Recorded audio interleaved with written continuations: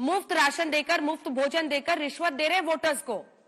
हाँ, मैं उसका भी जवाब देना चाहता हूँ। देखिए, मैं नहीं कह रही हूं अंजना जी, आप मुझे मिसकोट मत करिए। हाँ। मैं रिश्वत नहीं कह रही हूं, मैं ये कह रही हूं देश को इस कगार पर ले आए हैं। मैं मायावती जी को कोट कर रही हूं। मायावती, हाँ sorry, okay okay okay, Mayawati ji ने कहा है कि जो मुफ्त देते हैं वो वो रिश्वत दे रही हैं।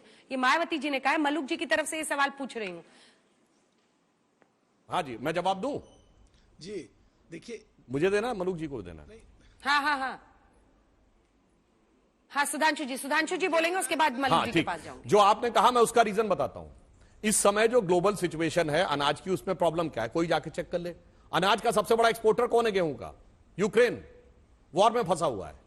अगर हम सबको खुद कलेक्टिव करके जो सप्लाई लाइंस के थ्रू डायरेक्ट डिलीवर ना करें और मार्केट फोर्सेस पे छोड़ दें, तो मार्केट फोर्सेस के चलते हुए इस समय उसका भारी दुरुपयोग होकर गरीब की रेंज से बाहर हो सकता है। किसी को कोई समस्या हो तो जाके चेक कर ले। दुनिया के बड़े बड़े देशों में इस समय सप्लाई चेन्स में फूड ग्रेन्स की प्रॉब्लम आ रही है। और किसी को तो मैं सोर्स के साथ कोट कर रहा हूं, यूक्रेन सबसे बड़ा इस समय अनाज का, गेहूं का एक्सपोर्टर है और वो प्रॉब्लम में फंसा हुआ है। इसलिए प्रॉब्लम सब जगह आ रही है। इसलिए जरूरी है कि सरकार खुद लेकर खुद डिलीवर करे। ठीक है, मलूक साहब, सांसद साहब, आपके पास अब आते हुए पहले तो ये समझाइए कि ये जो इंडिया गठबंधन में सीट शेयरिंग वाली फाइल थी वो तो लटकी हुई है, लेकिन मायावती जी जो ये कह रही हैं कि वो अलग ही लड़ेंगी यूपी में, मतलब आप भी चाहती हैं, आपकी पार्टी चाहती है कि बीजेपी वर्सेस वन कैंडिडेट और विपक्ष ना हो ये लड़ाई। आप यूपी की 80 सीटों पर त्रिकोणीय लड़ाई करके बीजेपी को एक बहुत बड़ा फायदा पहुंचा रहे हैं। और जब मायावती जी कहती है कि मुफ्त वाली जो पॉलिटिक्स चल रही है वो रिश्वत दे रहे हैं आप लोग वोटर्स को, तो क्या आप मानते हैं कि 80 करोड़ जनता जिसे भोजन दिया जा रहा है वो भी रिश्वतखोरी है? देखिए अंजना जी, एक तो मुझे टाइम देना प्लीज। देखिए, जो कुमारी बहन मायावती जी ने कहा है और जो उन्होंने कल ऐलान किया है, आप इसमें अगर पीछे जाएं तो सो कॉल्ड इंडिया गठबंधन है, इन्होंने कहा था हम 30 तक सीटें फाइनल कर देंगे, क्या करी? दूसरा, जो इनके राष्ट्रीय अध्यक्ष हैं, जिस दिन बने उसी दिन सनातन के खिलाफ बोले। तीसरा, मंदिर पे ना जाने का फैसला। चौथा, 3 साल तक अध्यक्ष ना होना।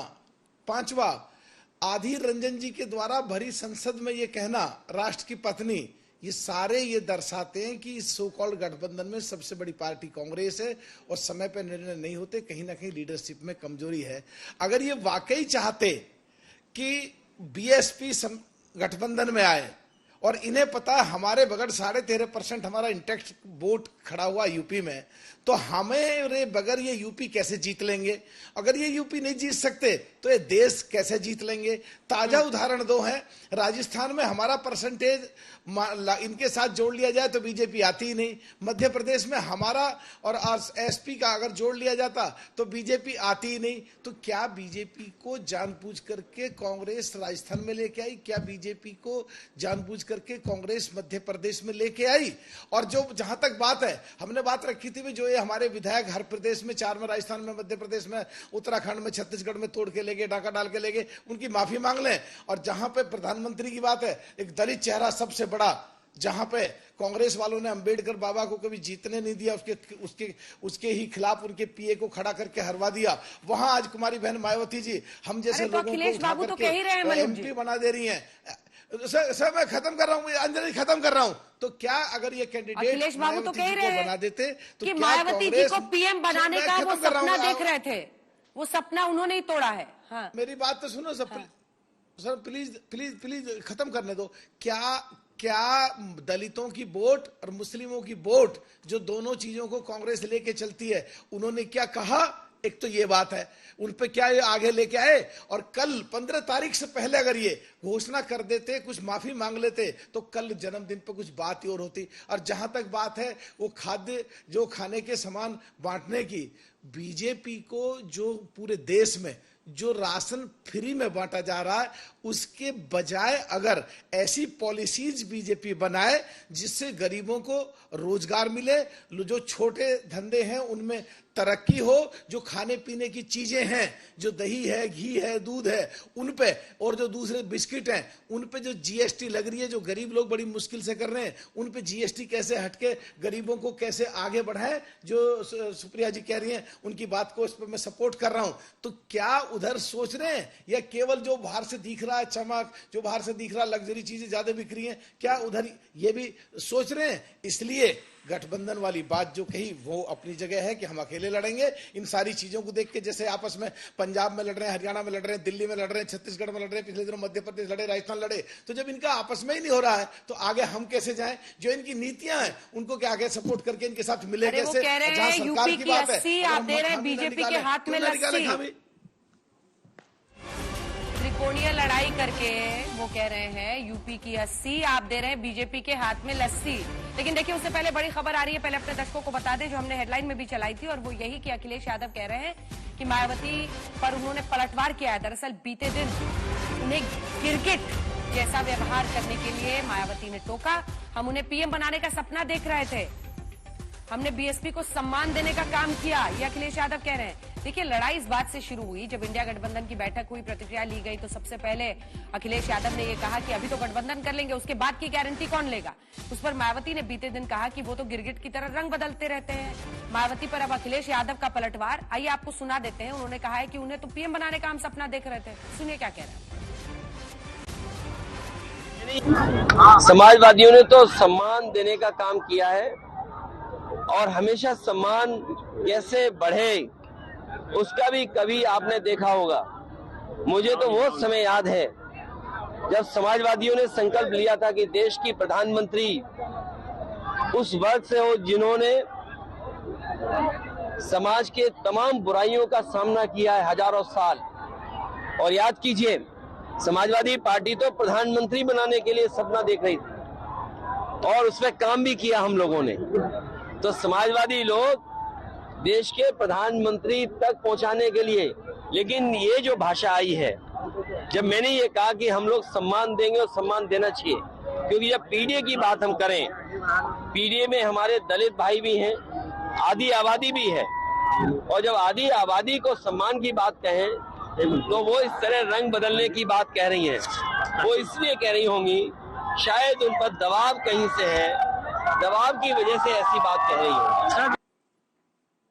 कौन सा दबाव है अखिलेश जी, कौन से दबाव की बात कर रहे हैं?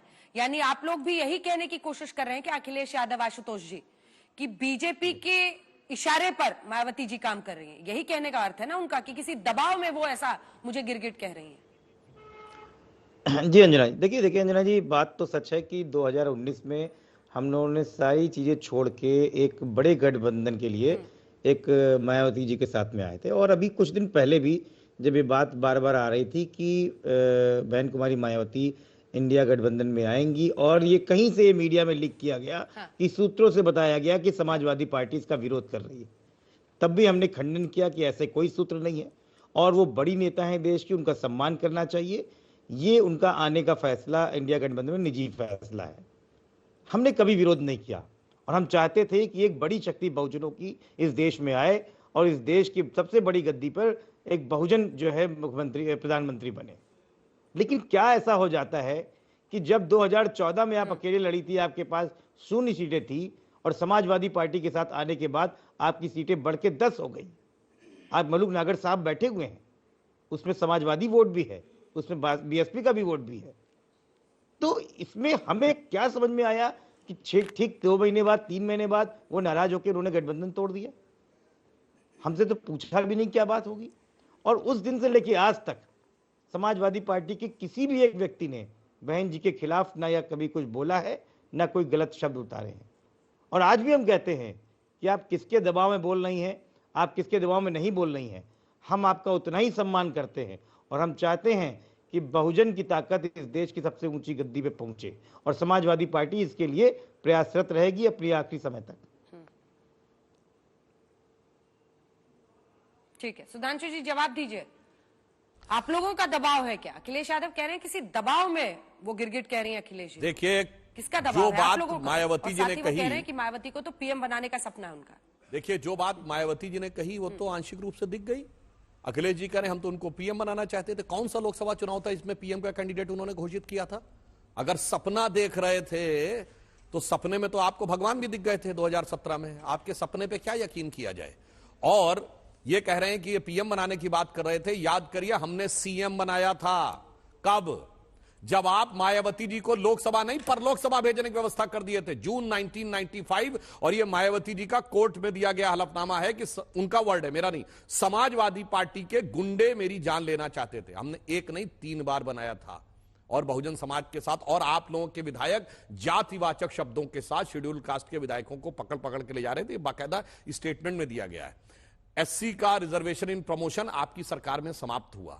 तो ये तो एक फैक्ट है कि किसने क्या किया और आपने सपने में क्या देखा, तो वो तो एक अलग बात है। मगर मलूक नागर जी का भी दर्द समझा जा सकता है कांग्रेस पार्टी के लिए। राजस्थान में 6 विधायक बहुजन समाज पार्टी के, इनके 97 एमएलए पिछली बार जीत के आए थे 2018 में, 6 बसपा के समर्थन कर रहे थे।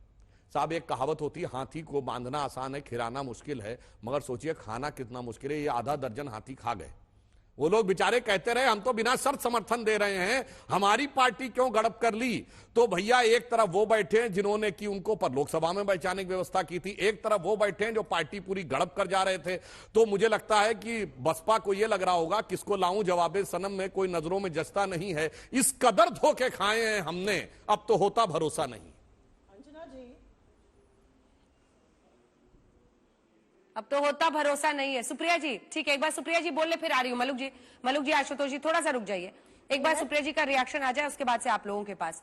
अब सवाल तो यही है ना सुप्रिया जी, क्योंकि आपने बिजनेस भी कवर किया है एज ए जर्नलिस्ट, पॉलिटिक्स भी जानती हैं आप, और अब तो खैर पॉलिटिकल पार्टी के ही साथ हैं। 80 सीटें हैं उत्तर प्रदेश में। मैं इस वक्त लखनऊ में हूं और लखनऊ से ही दिल्ली का रास्ता निकलेगा। लेकिन इसी लखनऊ में अगर मामला त्रिकोणीय हो गया तो फिर ये इंडिया, सीट शेयरिंग, ये सब तो होता ही रहेगा। पश्चिम बंगाल में वैसे ही कांग्रेस के बहुत स्टेक्स नहीं है। ममता जी 2 से ज्यादा सीट देने के मूड में नहीं दिख रही हैं, वहां पे मुश्किल ही है आप लोगों के लिए। अब सवाल यह है कि 80 सीटें यहां पर मायावती अगर अलग लड़ रही हैं 2 लोगों की नाक की लड़ाई में, तो ये तो बहुत बड़ा लॉस है और बीजेपी के लिए उतना ही बड़ा गेन है। मैं 2 चीजें बोलूंगी। यहां पर हड़प कर सरकार चलाने वालों में भारतीय जनता पार्टी के प्रवक्ता बोलेंगे ये तो गजब ही हो गया। मतलब इससे बड़ी विडंबना और आयरनी क्या होगी, जो आधे दर्जन से ज्यादा राज्यों में पार्टी तोड़ तोड़कर हड़प कर सरकारें चला रहे हैं, वो हड़प कर सरकार चलाने की बात करेंगे। खैर छोड़िए उस बात को।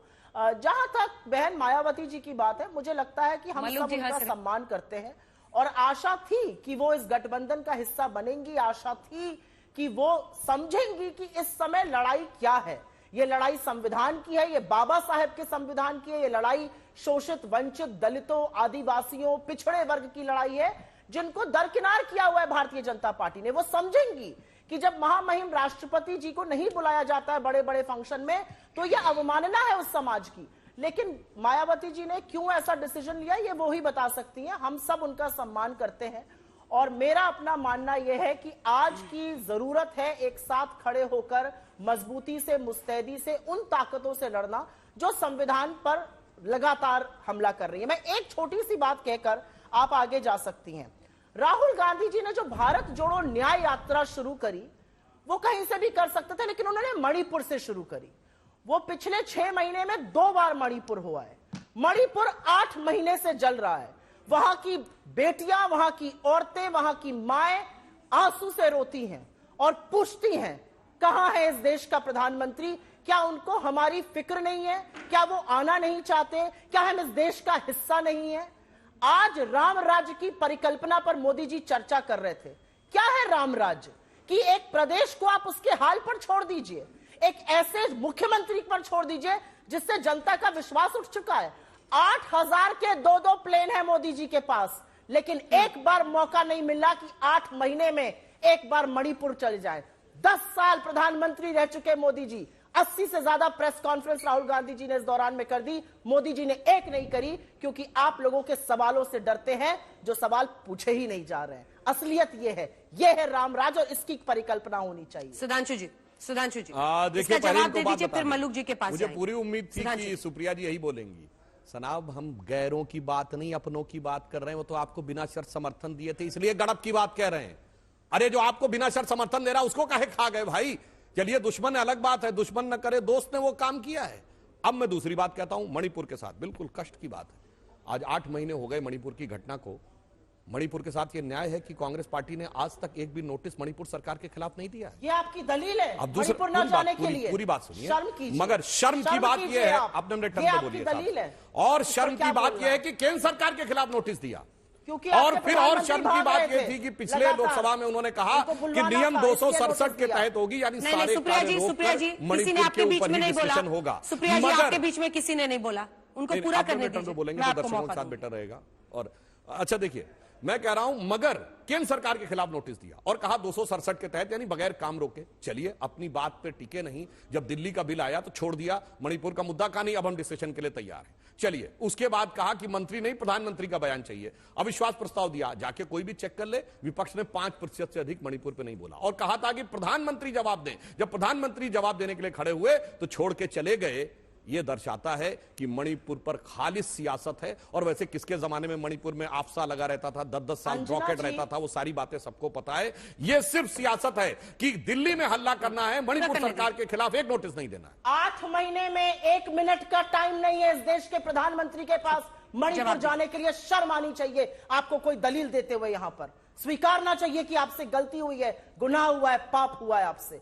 मणिपुर इस देश का हिस्सा है। यह विश्वास प्रधानमंत्री को मणिपुर जाकर दिलाना चाहिए। शर्म तो उनको आनी चाहिए जो मणिपुर में जाकर सरकार के खिलाफ नहीं बोल पा रहे हैं, वहां नोटिस नहीं दे रहे हैं। क्यों नहीं दे रहे भाई? क्या हो गया सुधांशु जी? अरे भाई मैं कह रहा हूं, आप मुझे पता है आपको मणिपुर के आधार पर दिल्ली की राजनीति बात कर रहे हैं आप। कुछ तो नैतिकता की धुरी पर नैतिकता की तो बात कर रहा हूं। इस देश की जिस राज्य के खिलाफ है प्रधानमंत्री 2,000 करोड़ के लेके घूमता रहे। अच्छा बताइए ना, बाधा क्या है? क्या बोल रहे हैं मणिपुर सरकार के खिलाफ आपका कोई विधायक क्यों नहीं नोटिस दे रहा? थोड़ा तो दर्द दिखाइए, थोड़ा दर्द आप दिखाइए ना, थोड़ी तो सॉलिडारिटी दिखाइए। दिल्ली के स्टूडियो में बैठने की बजाय बैठकर आप दलील दे रहे हैं। मैं वही कह रहा हूं, दिल्ली के स्टूडियो में बैठ के 2 बार मणिपुर हुआ है, हमने अपनी यात्रा मणिपुर से शुरू करी, हम उनकी बात संसद में बवाल, मगर दिल्ली के मामले पर प्रधानमंत्री यहाँ पर बैठकर सिर्फ और सिर्फ सत्ता की गंदी लड़ाई लड़ते हैं। रुक जाइए। अब आप दोनों मिनट नहीं है मणिपुर जाने। ठीक है, शर्म आनी चाहिए। ठीक है, शाउटिंग मैच नहीं, जवाब लीजिए। सुधांशु जी 2 लाइन में जवाब दीजिए, फिर मैं मलिक साहब, आशुतोष जी। मणिपुर की हकीकत क्या है, इसलिए मणिपुर के दर्द और वेदना को मुद्दा बनाकर दिल्ली में राजनीति करनी। लोगों की हत्या होती है, यह है मणिपुर की हकीकत।